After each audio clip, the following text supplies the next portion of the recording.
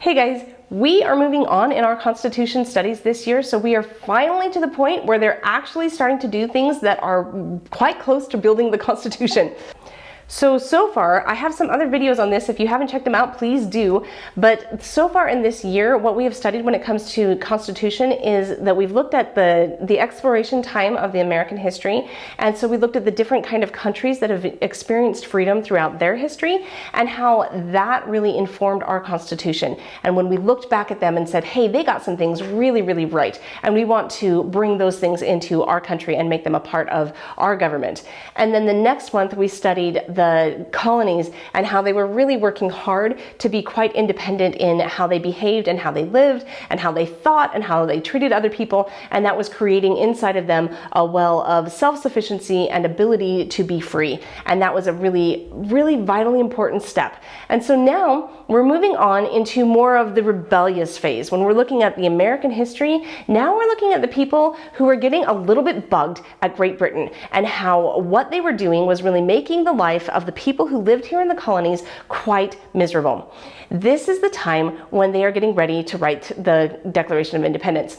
And this is something that's really fascinating because the Declaration of Independence and the Constitution are a lot of times looked at as, great documents, and they're both American founding documents, but they're separate. They're this idea that, well, we declared our independence and then we made a government, and those two just very important things, but not really connected to each other. But they are actually tied at the hip.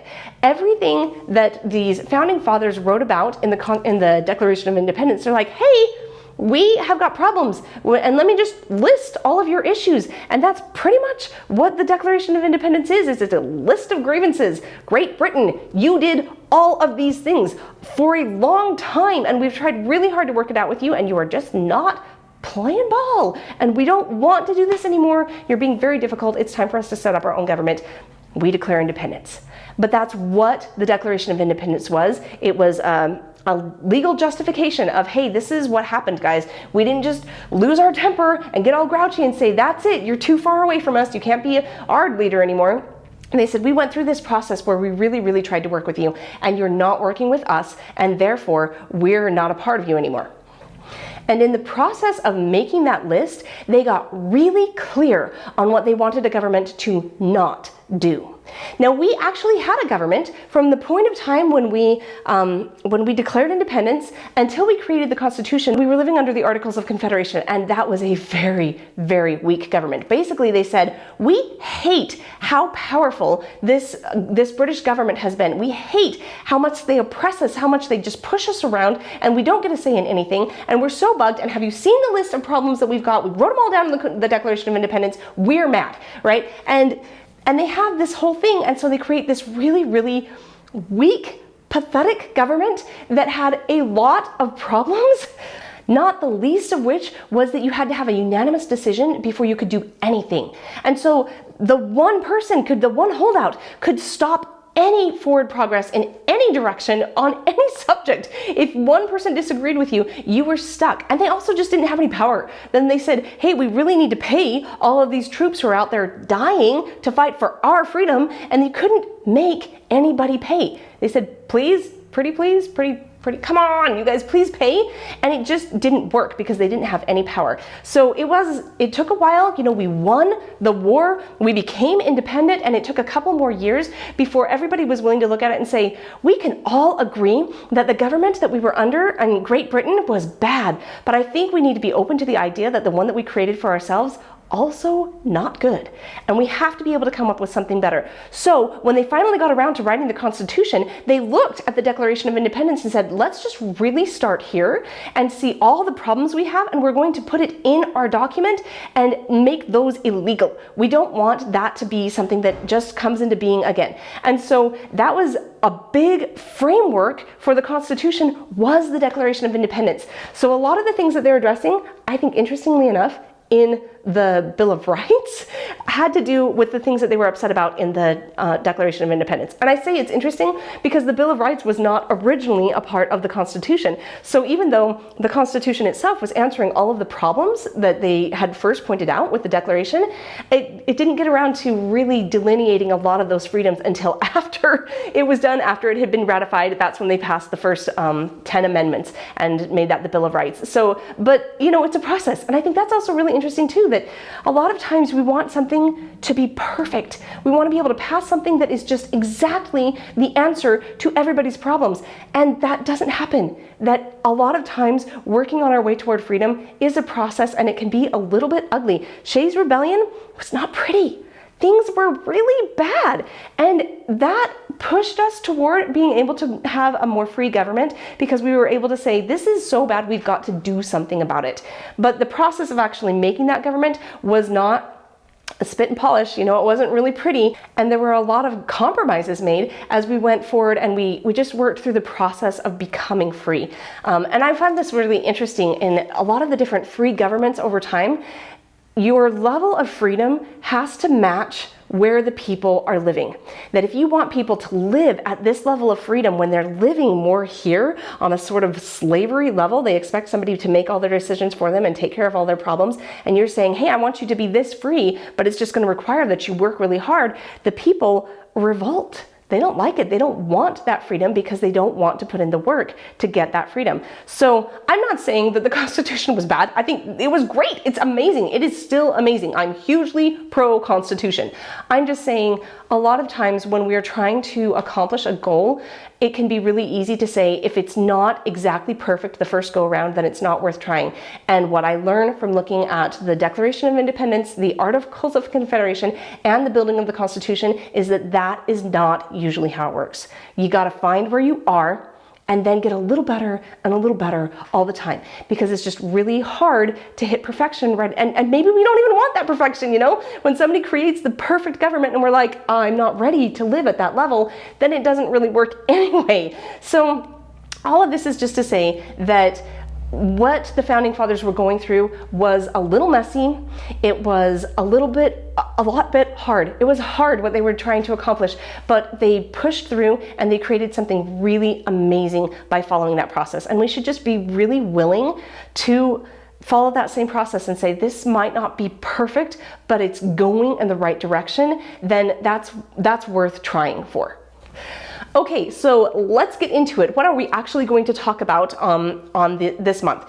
There are so many great people who come in this point of history. Now, this is really interesting to me, that we had two different types of people, and this is kind of what made America so fascinating and so really amazing to look at, is that we needed a group of people who said, we're going to tear down the government.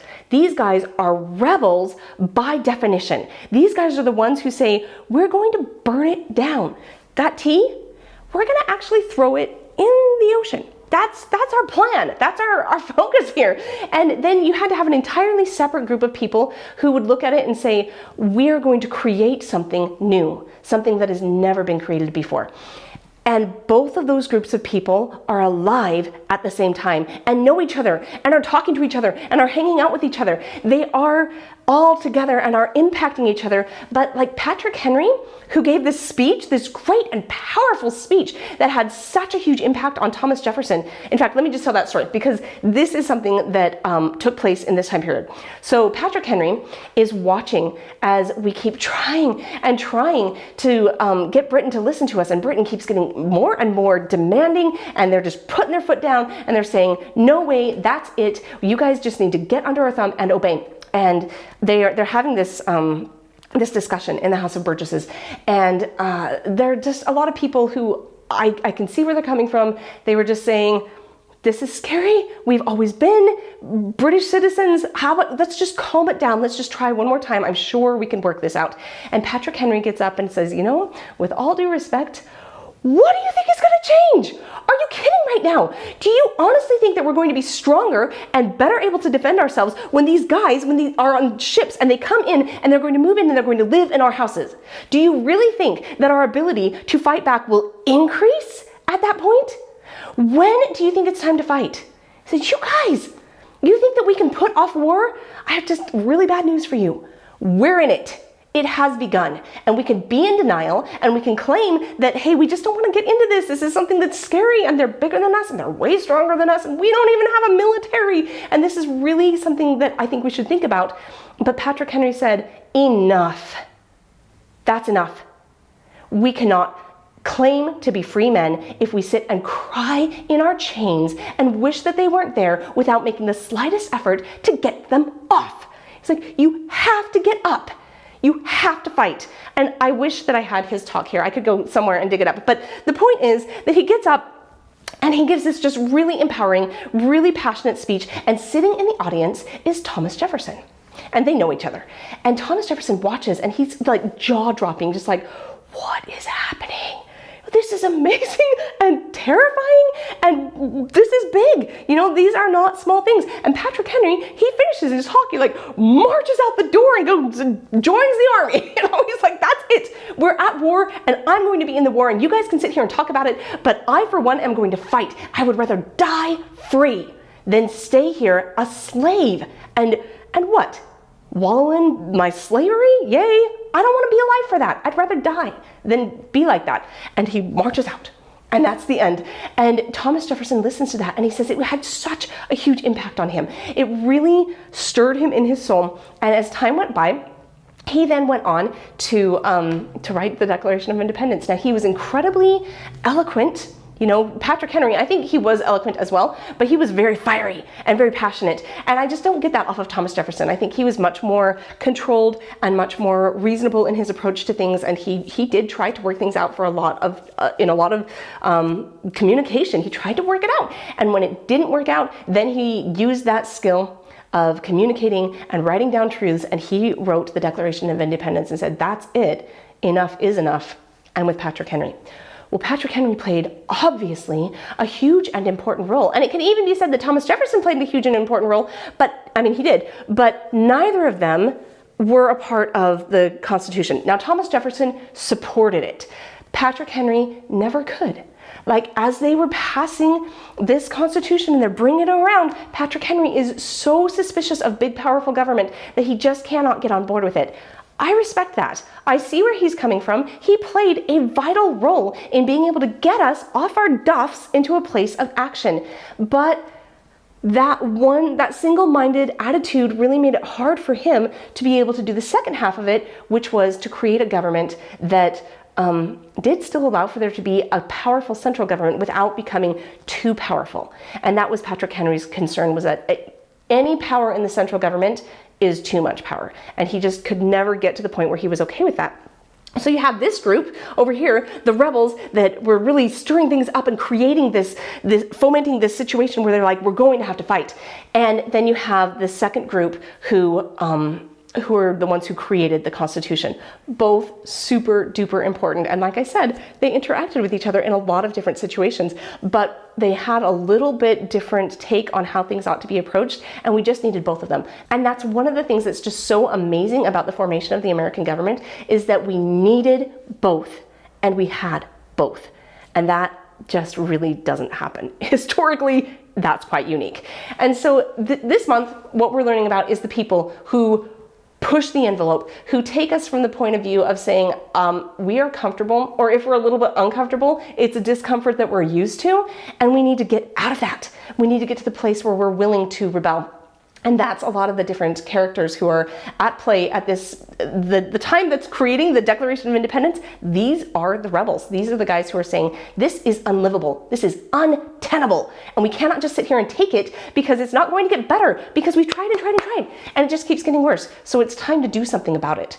So another one of the people who is a part of this group is Samuel Adams. And we know almost nothing about Samuel Adams because he was the ringleader. And as such, he had so much documentation that really implicated a lot of the rebels that he didn't want anybody going down with his ship, knowing that he was one of the people who was really going to get killed if Great Britain got their hands on him. I mean, even when they offered and they said, let's just everybody settle down, they said, but not Samuel Adams. That guy is toast, right? He was on the kill list from the very beginning. And so he destroyed all of his documentation. He destroyed his paperwork, and so we don't have records of him. But we do know from other people who interacted with him that he was pivotal in being able to set the tone and set the mood. And the thing that I love about Samuel Adams is that he said, this is the line in the sand right here. This is where our rights are, and this is where your responsibilities are. And if you put one toe across that line, I'm going to fight you every single time.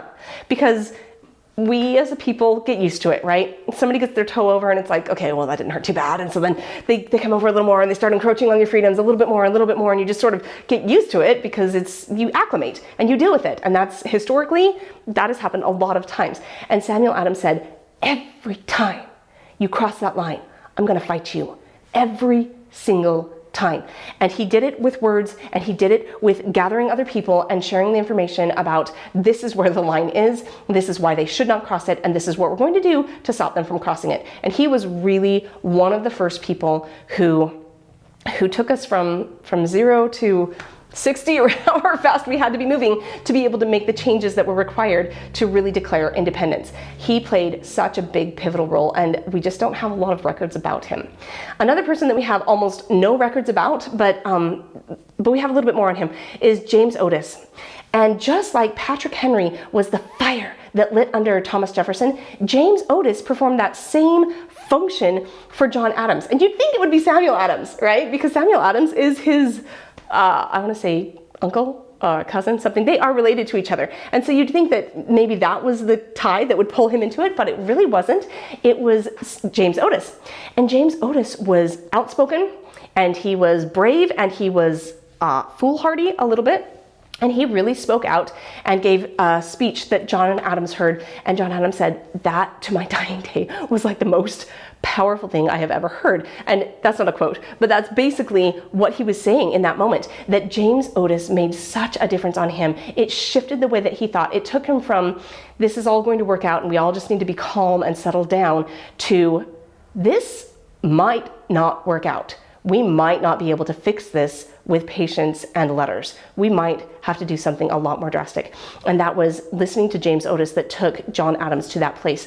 And James has a really sad story that he got jumped and beat up so badly that he was just a little bit of a, not quite, like, I don't think he was paralyzed, but he was in a messed up mental state. He could never communicate or maintain the ideas that he had before he got beat up. And so they try to bring him in and, have him be a part of the conversation, but it just didn't work because he was never the same after that beating. And that is another one of those things that kind of doesn't get told a lot. And it was sad, and it happened. He was treated very, very badly because of what he said and how he stood out. And that's part of history, but it was also an important, courageous thing that he did, that he said, I'll do it no matter what. I'm willing to take a beating or whatever it takes, because what I'm seeing is an encroachment on our freedoms that is never going to get better if we just ignore it and hope that the big bad powerful king over Britain is just going to say, just kidding, you guys can have representation, it's fine. It's like, that's never going to happen. And we need to recognize our reality and stand up for who we really are as British citizens and as people who have lived for a really long time in a free situation. If we give up our freedom now, that's on us. Even though England is the one who's trying to take that freedom from us, we know what it means to be free. And if we just lay down and take it, that's our fault. And I don't want that to be our story. So let's stand up and let's be the men that we are and that we've always been, and let's just be who we are and stand up in this situation. And that was really, really inspiring to John Adams. And so a lot of these big names that we see were really influenced by these smaller names that we don't hear about as much. So everybody is playing a really important role when it comes to getting everybody ready to make this big jump into freedom. And we were actually at war for a while before we declared independence. And so a lot of these battles are, a lot of people are like, whoa, calm it down, calm it down. It took a while before we said, this isn't ending with us still a part of England. We're going to have to break away. And then the war began in earnest with the idea of, now this is not to just say, get out of my personal space. Now this is, you have to actually leave. We're a different country now. Okay, you can find a lot of these stories in a book called Historic Americans. sketches of the lives and characters of certain famous Americans held most in reverence. And I will link that down in the description so you can read some of those stories as part of teaching this month in Freedom and Constitution. The other book that we will be reading is Stories of the Government. It is in Marlene Peterson's Library of Hope. It's in her Freedom series, number 6, and we're going to have to read 18 pages a week in order to get through by the end of February. So we're going to read from now until March this same book. I know that this is a good book because I actually did the audio recording for this book. I've never been able to find my version of the audio recording. I assume it's somewhere on the Libraries of Hope website. Maybe not, maybe it's gone forever. But as a result, I did read this. I know that it's good. Some of the things that I suggested that we do, like especially the freedom that Holland had the first month, oh my goodness, I went in and read that. I was like, that is so hard. That's not age appropriate. I'm so sorry I suggested that one. That was hard. This book I feel much more confident about that this is going to be much more age appropriate. It's still a little bit of a clunky read. You're still getting in there and dealing with the nuts and bolts about the State Department and the legislature and the Senate and the executive branch, but that's what the government is. You know, you have to kind of get into that a little bit, and it's done through story form as this uncle takes his nieces and nephews and I think a friend, and they go to DC and he walks them around the area and he takes them into the different buildings and introduces them to people so that they're able to see for themselves what it looks like both physically, and then he also talks about the ideas behind them. So it's a more interesting read than some of the books I've suggested so far. Sorry, they seemed like a good idea at the time, but yeah, that one was really hard. So we will be reading that one. Also this month, there is a Monticello live stream that you can go online, monticello.org, and they have virtual tours on there. And they're not that far away from where I live. So if we can swing it, I actually want to get up there that month as our history field trip to be able to go and see Monticello. And that's, Monticello is Thomas Jefferson's home. That was his estate. And so as the author of the Declaration of Independence, I feel like that would be a really great field trip to be able to get there. But if you can't, if you live too far away, then this online version will be a great substitute for that. And that's going to wrap it up for our November Constitution studies. I have really enjoyed teaching the Constitution to my kids. I don't think that they enjoyed learning about it nearly as much as I enjoyed teaching about it, but it's also something that you just have to repeat and repeat and repeat, and over time these ideas will really start to sink in and become a part of how they see the world and what they think. And so even though they don't maybe love it right now, I think that it is really important to keep teaching this, and I hope that this is helpful for you. So even if only you listen to this, then it's still worth thinking about, it's still worth learning about. This is really important to teach about the Constitution, to teach about the government, to teach about the people who were both the rebels and also the creators when it came to forming our government, I think is really important. This stuff really matters, and you are doing such important work. You're doing a much better job than you think you are. Keep it up, and I will see you on the next one.